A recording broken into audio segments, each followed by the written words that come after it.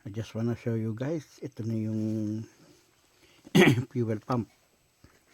So pwede kong umaccess dito sa sa taas. Pero medyo konting hirap sa magtanggal ng ng silicone.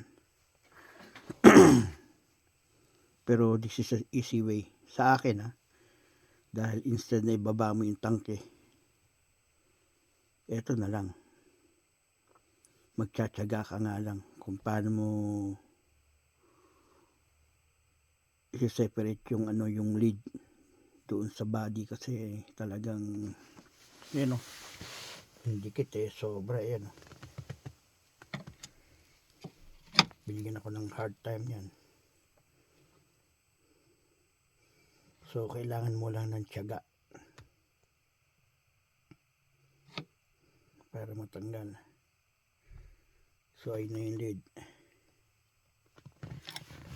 Okay, pahinga na ako. Okay, bye bye, sa muli.